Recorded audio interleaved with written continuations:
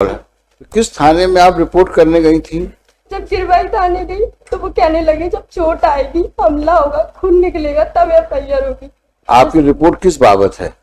376 की रिपोर्ट करवाई। ओहो।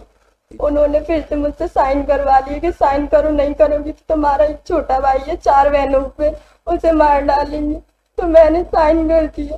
फिर जब कोर्ट ने वो खारिज कर दिया तो वो फिर से परेशान करने लगे हमें। कभी कभी घर पर आ जाते हैं रात में, दिन में मेरे साथ बदतमीजी करते हैं। मेरा स्कूल पढ़ाना भी कौन है? तो क्या करते हैं आप?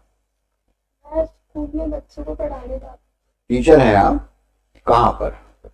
गोल्डन वैली स्कूल है, प्राइवेट स्कूल, इसमें बच्चों को पढ़ाने जाती हूँ। ग्वालियर में ही स्कूल है?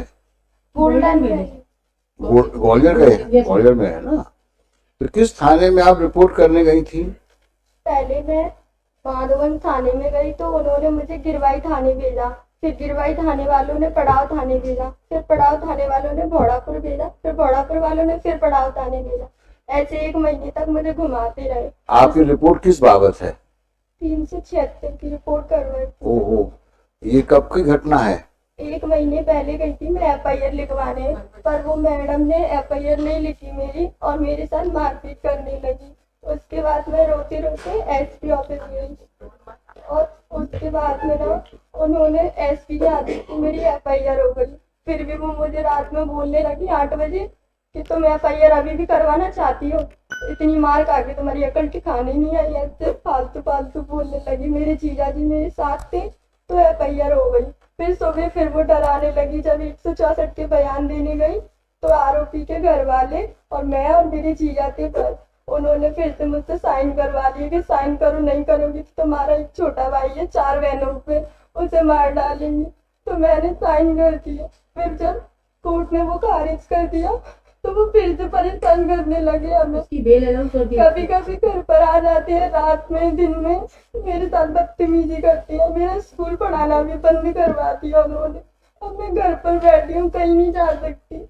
जैसे सहमति यानी संभल के लिए गई तो लड़के पीछा कर रहे हैं, स्कूल जाती हूँ तो पीछा कर रहे हैं। कभी भी घर पर आ जाते हैं मारने के लिए। जब गिरवाई थाने गई तो वो कहने लगे जब चोट आएगी, हमला होगा, खून निकलेगा तब एफआईआर होगी।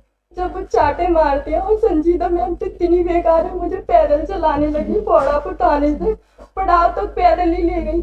दिन में घुमाने लगी जैसे कि धूप निकल रही और मुझे इस तरीके से ले जाने लगी और कहने लगी अगर तेरी अकल ठिकाने अब नहीं आई सीएम हेल्पलाइन तो मैंने शिकायत कर दी थी, उसे वापस नहीं लिया तो भिंडी तक ले जाऊंगी तुझे, ऐसे बोलने लगी। फिर मैं रोने लगी। मैंने कहा मुझे घर जाने दो, नहीं जाने दे रही। फिर मैंने अपनी एडवोकेट से बात की कि मैडम इनको समझा दो, ये मान नहीं रही। फिर उन्होंने बात की टीआई सर से। फिर मुझे 8 बजे घर छोड़ा गया। मेरी मम्मी भी रोने लगी, कहने लगी तो छोड़ दे, तो क्यों पड़ी है उनके पीछे, वो उस मैडम ने तेरा कितना कर दिया। फिर मैंने कहा तुमने मुझसे पैसे लिए है ना इसलिए तुम मुझे मारती हो। तो कहने लगी तू दे दे पैसे, फरियादी पार्टी भी पैसे देती है, तू दे दे तो मैं उसे गिरफ्तार कर लूंगी, ऐसे बोलने लगी। Today itself, I'll get it. It is very alarming. Today itself.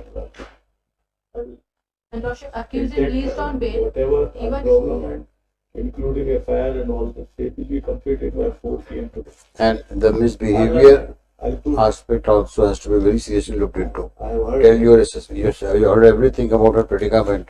Look at her helplessness. Ensure that every possible action is taken on her complaint, and such officials who have misbehaved with her are taken for task. I'm posting it on Monday. This one Monday. Madam, you submit the complete chart of the composite 5 reports. So I will not pass any order today. I will only say put up on Monday. You come. Let her also come on that day. Lordship.